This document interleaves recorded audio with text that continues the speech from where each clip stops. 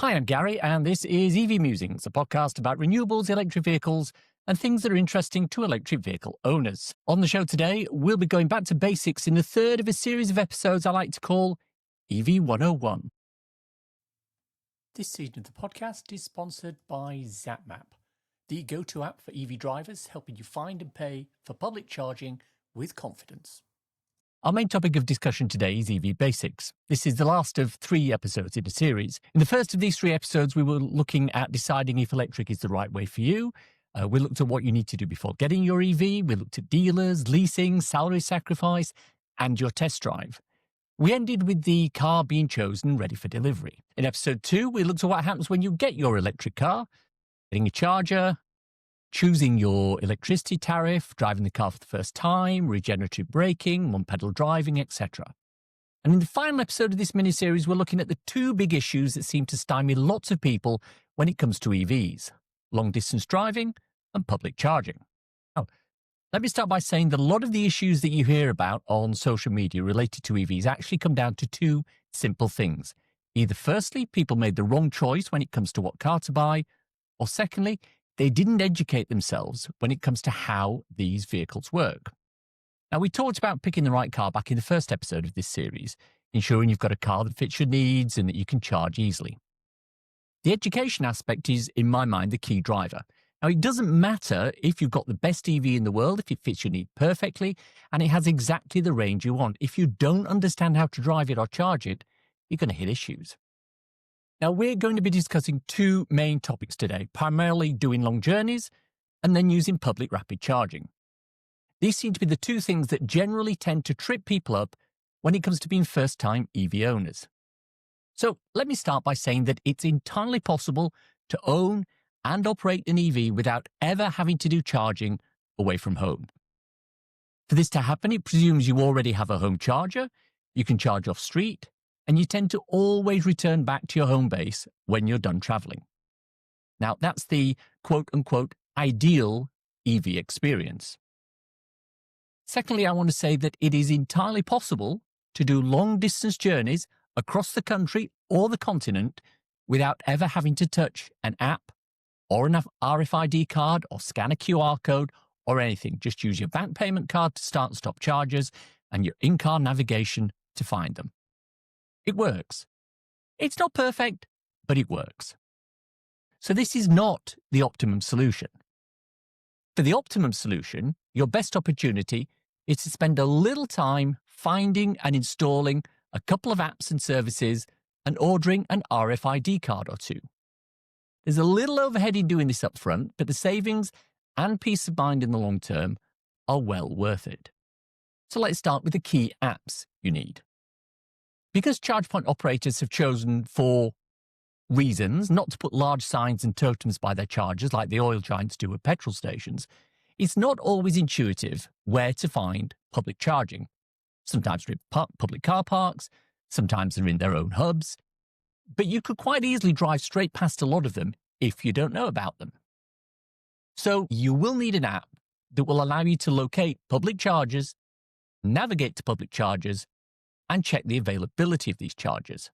After all, it's no good trekking for 2.5 or 3 hours to a rapid charger to find it's either not working or occupied.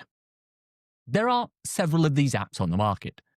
Some are better than others. They all have strengths and weaknesses. My recommendation is obviously going to be ZapMap, the sponsors of this podcast. The app runs on Android or Apple. It links into CarPlay or Android Automotive, and it has a powerful set of filters to allow you to narrow down the huge list of available chargers to those that are going to be useful to you.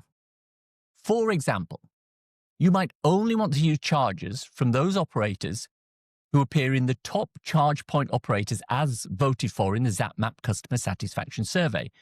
You can create a filter for that. You might only want to use chargers that are part of a charging hub where there are 6 or more units at a location. You can filter for that. Finally, you might only want to use chargers where you can pay using your preferred method of charging, be that a payment card, a roaming operator, whatever, and you can filter by that too. Plus, ZapMap will also show you how many chargers are available at each site, and this avoids the possibility of actually travelling to a site where either the units are broken or there are queues to get onto a charger. We've mentioned it before on this show, but Beaconsfield services, for some reason, tends to be one where the Ionity chargers are constantly in use. Now, if you're heading there, it would be a nice idea to know how many are available. So the flexibility of a solution such as ZapMap is obvious. However, there are others in the space, such as the Electroverse app from Octopus and the OVO Charge Anywhere app, formerly the Bonnet app. On top of that, you'll find a lot of charge point operators extol the virtues of having their apps downloaded to your phone for when you're using their services. Now, this is nothing new. Companies like Shell and BP have had apps available for the wet fuels for years. In fact, Shell is now in the throes of wrapping its EV app into its wet fuel app, meaning you'll have to use a fossil fuel-based app to charge your electric car at a Shell charger. Now, I'm here to tell you that you do not need CPO-specific apps to charge your car. They are not needed at all. However, what those apps do provide is some level of flexibility when it comes to things like pricing. For example, at the time of writing, InstaVolt, a CPO with an app, will reduce the price you pay for charging from 54 pence a kilowatt hour to 50 pence a kilowatt hour at certain sites if you start or stop the charge via their app. There are other apps that do similar sort of pricing. And if that's important to you, then by all means use the app. But please, I beg you, don't randomly download every single app for every single charge point operator just because they ask you to do so on a charger screen. There is one exception to this. Ironically, it's a CPO that usually has the easiest way of using them of all CPOs, and that is Tesla. For a large number of the Tesla sites around the world that are open to use by non-Tesla cars, the only way you can start and stop them is with the Tesla app. Yeah, this is a generalization. If you're using the flashy new V4 units in solid white, you can start and stop them using a credit card. But for all the others, you'll need an app. Unless you're using the flashy new Tesla solid white EV on the move chargers, which don't have credit card readers, are only usable through the app. Yes, it's confusing. My advice, get the Tesla app. The other thing it's worth doing is seeing which of the companies, such as ZapMap, Electroverse, etc., have an RFID available. RFID cards are simple plastic cards that allow you to swipe to start and stop a charge. They have two advantages over other forms of payment. They're better than apps because they don't rely on having a good signal between the app and the charger to work. And they're much quicker and easier to validate than using a contactless card for payment. In fact, I have a video of me in France earlier this year swiping a card on a charger in a hotel and having it start the charge literally within 2 seconds of swiping. So, speaking of driving to France, let's talk long-distance journeys. Firstly, let me tell you that EVs can do just as long a journey as an ICE car, and don't let anyone tell you differently. In fact, it's often the case that they can also do them just as quickly as ICE cars, ICE internal combustion engine cars. Now, I talked on earlier episodes about a neighbour who wasn't going to get an EV because he drives to the south of France every year in his diesel without having to refuel, and he can't do that in an EV. Now, when we discussed his trip, we discovered that he didn't go from where I am, around northeast Hampshire, to the south of France without stopping. Firstly, he stopped at the Channel. Then he stopped for lunch outside Paris. Then he had an overnight hotel stay. And then he stopped for lunch the following day somewhere down south of Dijon, etc. He also had a couple of toilet stops along the way. Now, with an electric vehicle, these are all opportunities to charge your car.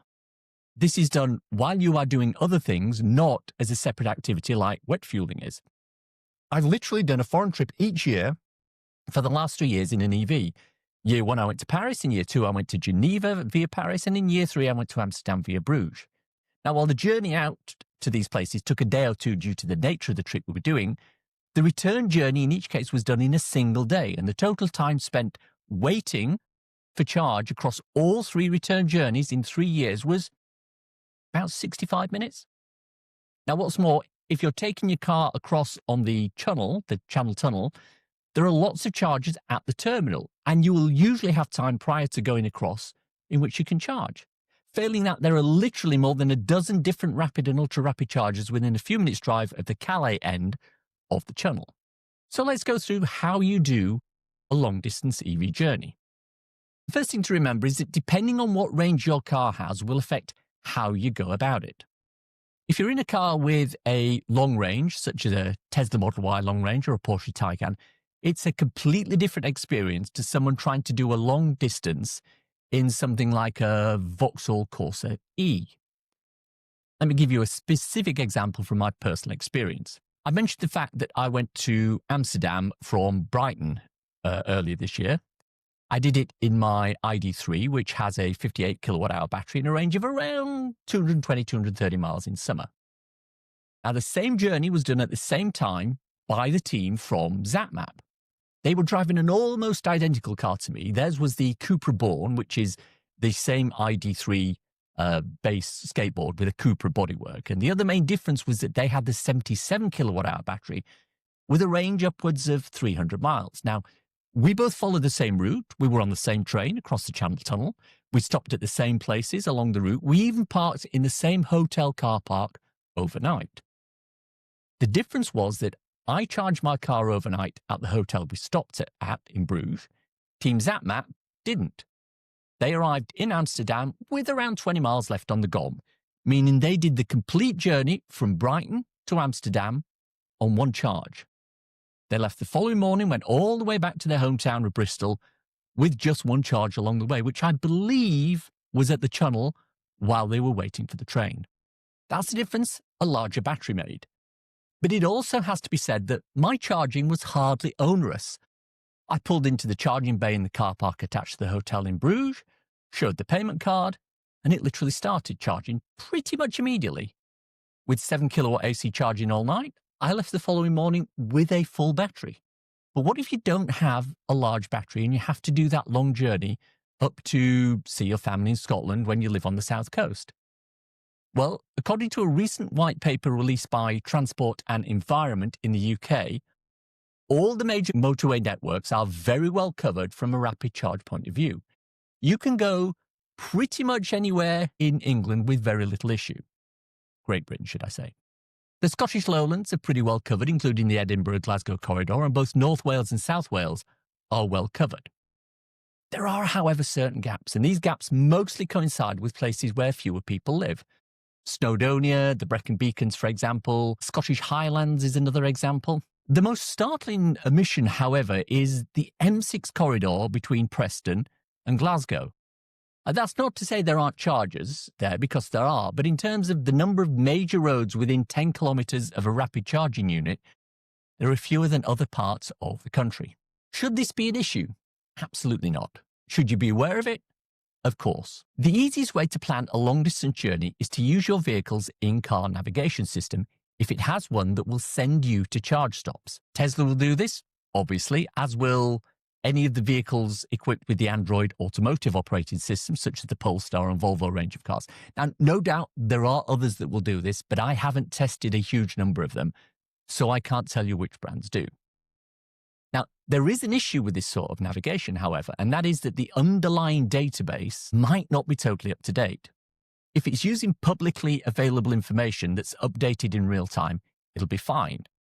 But the navigation on my ID3, for example, doesn't show all the chargers en route, and it isn't automatically updated when new chargers are added. Sometimes it's best to use a third-party route planners.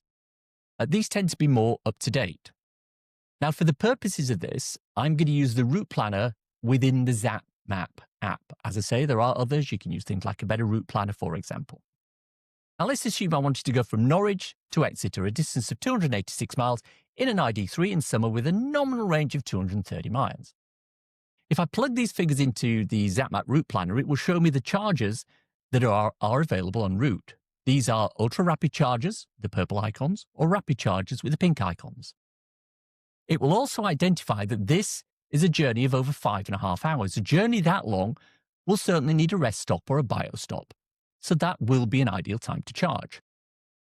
A quick look shows me that there is an Ionity hub with 12 chargers just off the M3 near Fleet.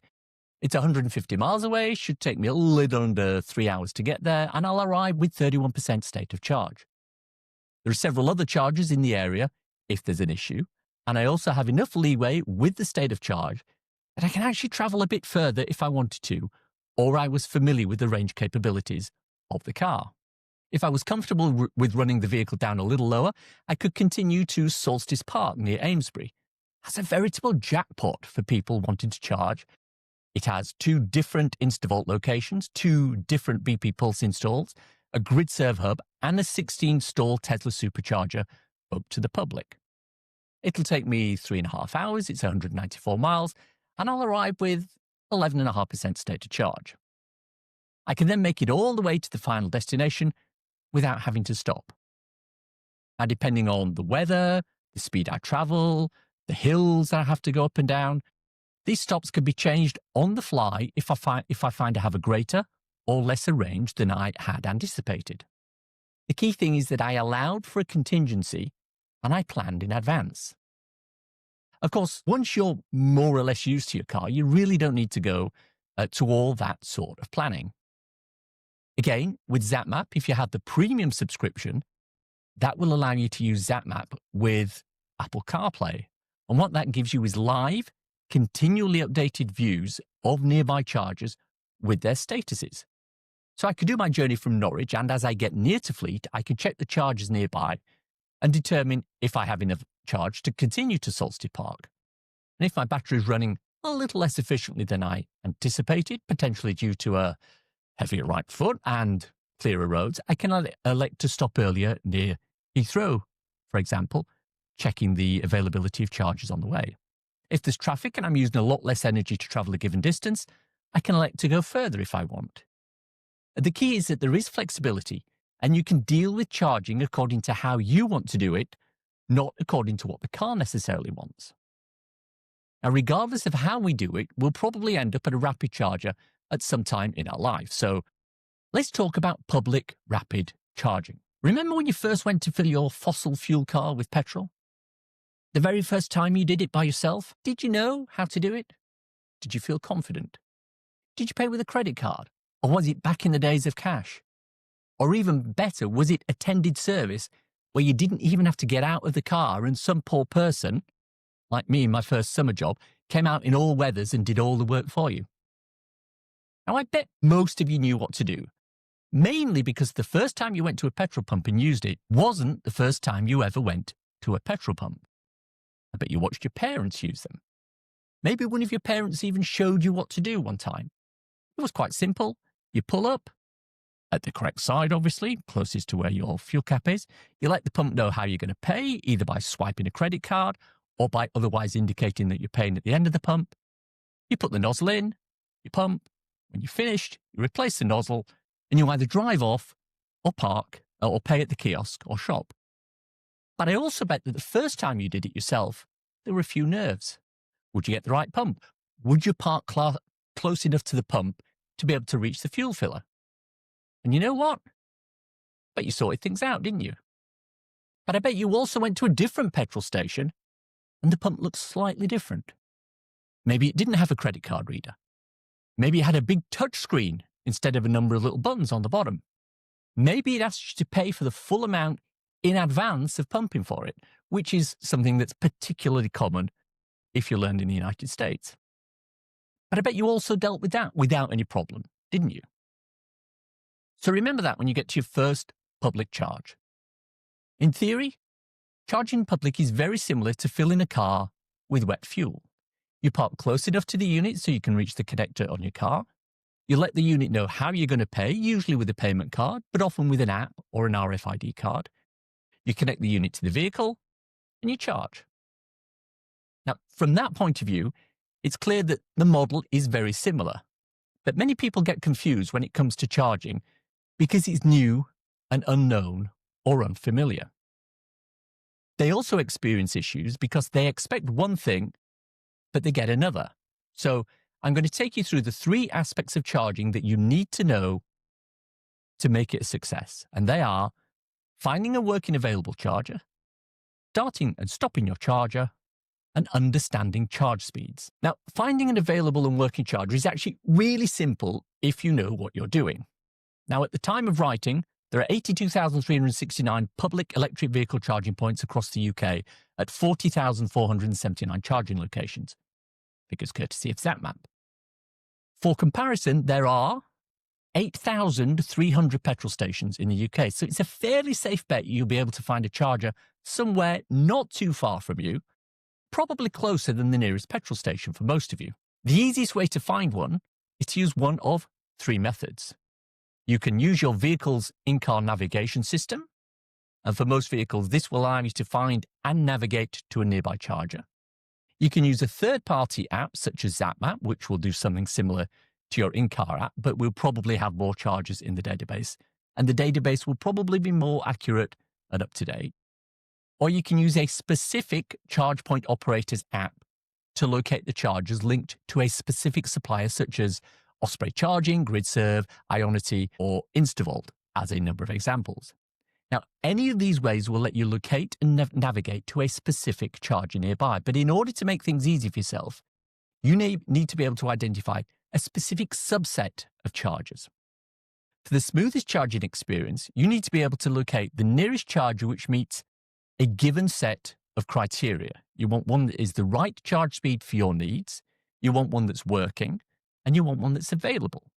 Now, if any of these three criteria isn't met, you might end up with a less than optimal experience. If you need a really quick charge, but you navigate to a slow charger, like a 7 kilowatt one, if you get a charger and you find it's not working, and if you get to a charger and find it's working but somebody's already using it, all of those are going to cause problems. And that's why apps such as ZapMap, for example, are probably a better option. They cover the whole of the UK and they show at each charging location how many chargers are available to use alongside the given charging speed. Now, with the help of specific filters, you can narrow the search down to just the chargers that meet your criteria. You can then hit the navigate button and it takes you pretty much right to where the chargers are. Now, once there, you're going to want to park up at the charging bay. Unfortunately, I can't help you when it comes to parking close enough for the charger to reach your charge port. You'll always have this issue as charger design differs between charger manufacturers and charge port location differs between vehicle manufacturers. You're on your own there. Sorry. So we'll assume you've got to a charger that's working, that's not occupied, and you're parked in close enough to connect. Now comes the trickiest part of the whole process. Payment. Cast your mind back to wet fuel. In the big scheme of things, there was only really two ways to pay for fuel. You either flashed your card at a card reader on the machine, or you paid after you'd pumped the fuel and you went into the shop or the kiosk or the store and you gave them either cash or a card there. With chargers, there are numerous different ways to pay, depending on what your preferences, preparation, and charge point operator are. Now, it'll seem confusing, but only really the first time. The vast majority of chargers in the UK, the big ones that do the really fast charging, will accept a bank payment card, credit card or debit card. Somewhere on the device will be a card reader you can use to present the card, just like with your petrol pump. But a much larger number of chargers will accept what's known as a roaming payment. Now, we've already discussed this, but it's something like the ZapPay RFID card, an app, the Octopus Electroverse card, an app, the Power Solo app if you have a car on salary sacrifice or you're with a fleet, the OVO Charge Anywhere app, and the Plug Serving app, just as examples. Also, many charge point operators have their own app. You can download the app and use it to start and stop charges for that particular charge point operator, and no other. Now, I mentioned companies such as Instavolt, Osprey Charging, and GridServe as examples. Here's the key thing to remember. These are all options. It's up to you to decide which one suits your way of charging. If you want to use a credit card or a debit card, that's fine. If you want to use a roaming app or associated RFID card, that's also fine. If you only ever use a specific company for charging and you want to use their app exclusively, that's also fine. Now, I've done all of those in my time. Now, my personal preference is an RFID card from a roaming service such as ZapPay. I know the RFID process is robust, it's quick, it provides receipt functionality, but you'll work out yourself which is the payment method that suits you best, just as you decided whether paying at the pump or paying at the counter worked best when you were driving an internal combustion engine car. So when you get to your charger, the easiest thing to do is to sort out the payment first. Now, some chargers want you to plug in and then pay. Others want you to pay and then plug in. My preference is to sort the payment out first, then plug the thing in. If you're paying by payment card, flash that against the RFID, against the card reader. If you're paying by RFID card, flash that against the RFID reader. No, it's not always the same as the credit card reader. There may be two different things. You'll see them. They'll have different symbols. If you're paying by app, find the charger you're using in the app and follow the instructions for initiating the charge. And when the charger screen or app tells you the payment has been approved, you can plug in. Now, this is the point where the car and the charger will do what's called a handshake. And that's where the charger talks to the car about what it can provide, and the car talks to the charger about what it needs. There's some security stuff, there's some connection stuff, and there's some other stuff that all happens at this point. And it can take anything up to 90 seconds, 2 minutes to complete. Now, one of the ways to eliminate issues caused by a poor connection is what it's worth doing is keep your hand on the charger cable, on the handle of the cable. Push it into your car to make sure there's a solid connection between the car and the charger. Now you'll hear some clunks, maybe a fan or two whirring, and then the charge will start. And that's it. Job done. We'll talk about stopping your charge in a minute, but I do want to talk a little bit about how fast your car is going to charge. Now, it's really tempting to go to a charger that's marked as 350 kilowatts or 400 kilowatts and plug in there thinking, excellent, it could be a really quick charge, only to find out that you're not getting anywhere near that sort of charge speed. Why is that? Well, it could be for any number of reasons, such as your battery's too hot, your battery's too cold, the charger's too cold, the car is the wrong voltage, the state of charge of your car is too high, you're at the wrong point of the charge curve, your car simply isn't built to charge that fast, or it's Tuesday. That last one isn't a real reason, but people often seem to think that silly things like that affect the charge speed. I did a whole episode on charge speeds and what to expect when charging up, which is episode 253, the ultra rapid charging episode. Link down in the show notes. The TLDR, too long didn't read on this, is your car will have a maximum charge speed. And it doesn't matter how fast a charger is. If your car's maximum charge speed is lower than this, that's the maximum you'll get under ideal conditions. For example, the new Renault 5 EV has a maximum charge speed of 100 kilowatts for the larger battery version. Even if everything else was optimal, that's the maximum charge speed you're going to get. Even if you plug into a charger that promises 400 kilowatts of charge speed, you will never get 400 kilowatts with the current Renault 5. Same for the Hyundai Insta, also 100 kilowatts. The Corsa Electric, 100 kilowatts for the larger battery. The MG4 Long Range, 142 kilowatts. The BYD Seal, 150 kilowatts, etc. Plus, this is the maximum charge speed.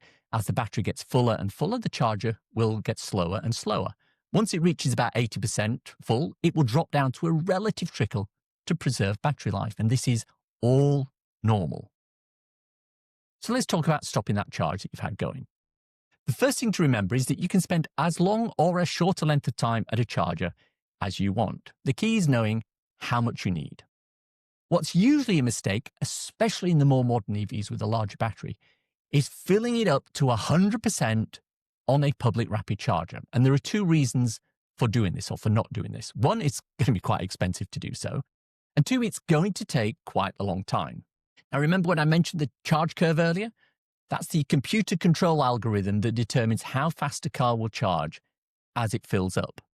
Now, for most electric vehicles, when they get to around 80% full, the charge curve will say, right, that's your lot. I'm slowing down now to top things off. In fact, it can take as long to get from 0 to 80% as it does to get from 80% to 100%, which means that once you get to 80% state of charge, it's probably time to stop charging and head out. If you need more charge to finish your journey, it's actually going to be quicker to make another short stop later on when your battery is emptier than it is to stay on this charger and continue charging above 80%. Now, by the way, when I say 80%, that's not a hard and fast rule. It might be 75% or it might be 85%. But regardless of what vehicle you're in, there will be a point in the charge when the car says, enough, I'm slowing down. If you want to find out what that is on your car, check out Fastned's website, where they have charge curve diagrams for lots of different cars. Again, link in the show notes. The key with stopping a charge on a rapid charge or indeed any charger is that the easiest way is usually to find the payment method you used to start it and use the same method to stop it. So if you swiped your RFID card to start the charge, swipe the same card to stop it. If you used an app to start it, use the same app to stop it. There are, however, a couple of chargers, and I'm looking at you, ABB GridServe, that can be stopped just by pressing the stop button on the screen. Now that's bad because it means anybody can stop your charger. And there are some malicious people out there who will press the button just for mischief. You could come back to your car after waiting 30 minutes expecting it to be charged, only to find that someone hit the stop button and you're nowhere near full. Now, most of the units that have a stop button, such as the Ionity ones, also ask for identification before actually stopping the charge. There are also some cars that will allow you to stop the charge from inside the vehicle. There will be a button somewhere. It might be on the dash, it might be on the screen. Press that and it stops it. Once the charge is stopped, the cable should release from your car. If it doesn't, don't panic, just lock and unlock your car again. That should release it. Remove it, replace the cable back in the appropriate holster, and congratulations, you've just done a rapid charge. Now, my final piece of advice for public rapid charging is to make sure you do this fairly shortly after you get your car and do it somewhere close to home and at a time when you don't really need that charge. If there's a problem or the charger isn't working or anything like that, you should still have enough charge left to get back home. The one thing left to discuss is fast charging, which ironically isn't fast at all. The vast majority of chargers in the UK are the slow devices that you'll find in public car parks or at the side of the road.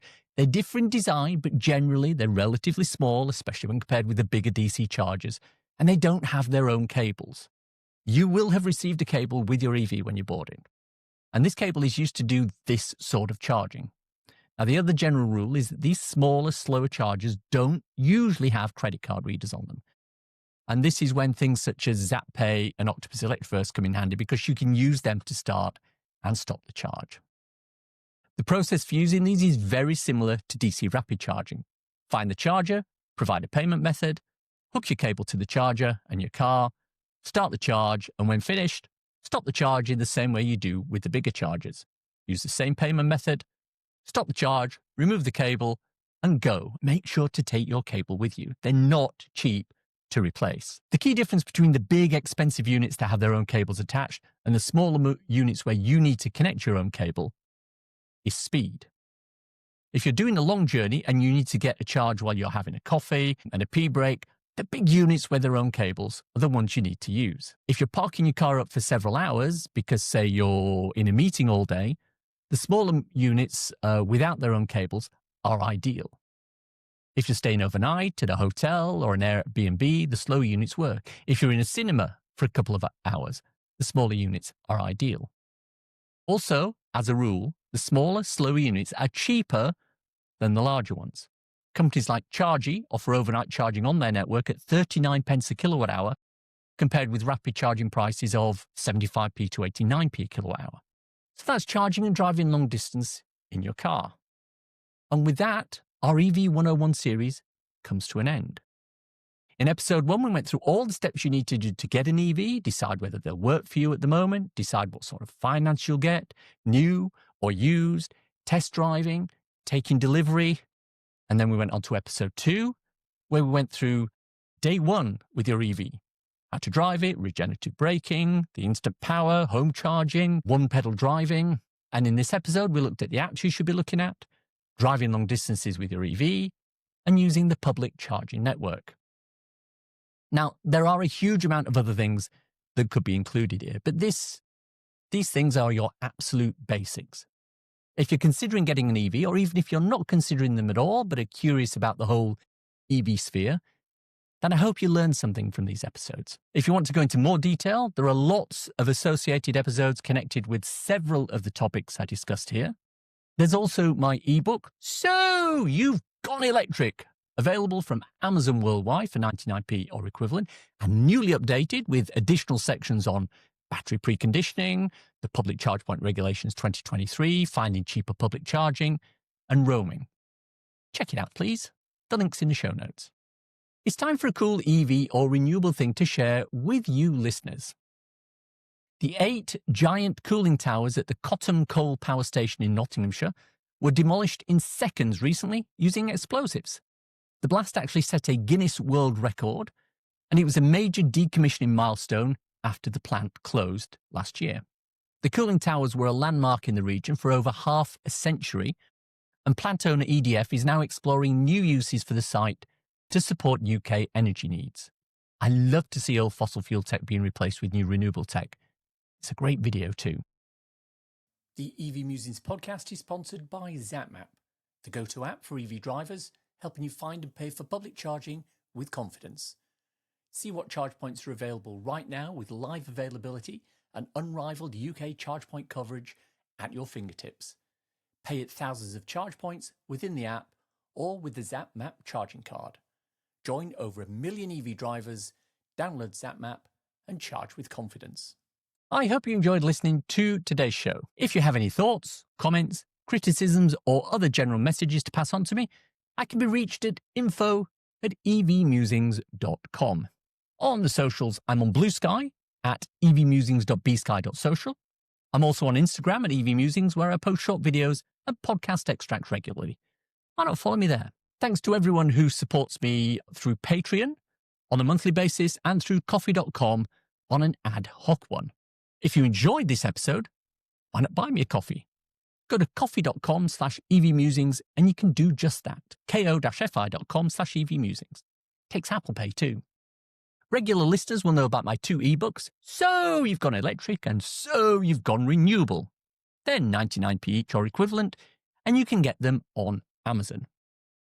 Check out the links in the show notes for more information, as well as a link to my regular EV Musings newsletter and associated articles. Now, I know you're probably driving or walking or jogging or sitting watching this on your phone on the sofa, but if you can remember and you enjoyed this episode, drop a review in iTunes, please, or have a little click on the like and subscribe. It really helps me out. If you've reached this part of the podcast and are still listening, thank you. Why not let me know you've got to this point by messaging me at musingsev.bsky.social with the words, "How do I love thee? Let me count the ways." 3. Hashtag if you know, you know. Nothing else. And thanks, as always, to my co-founder, Simon. Silent Simon, as I now call him. Thanks for listening. Bye.